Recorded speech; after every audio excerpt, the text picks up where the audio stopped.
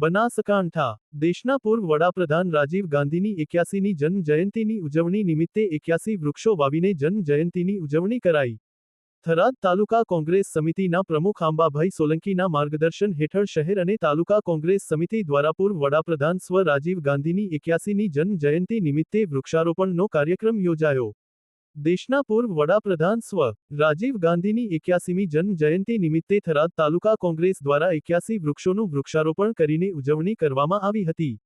આ પ્રસંગે કોંગ્રેસે પર્યાવરણ જાળવણીનો સંદેશ આપતા વૃક્ષારોપણનો કાર્યક્રમ યોજ્યો।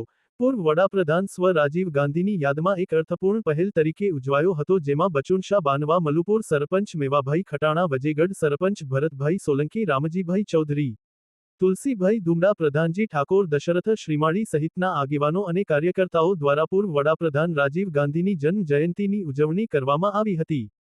હાજાજી રાજપૂત, બનાસકાંઠા।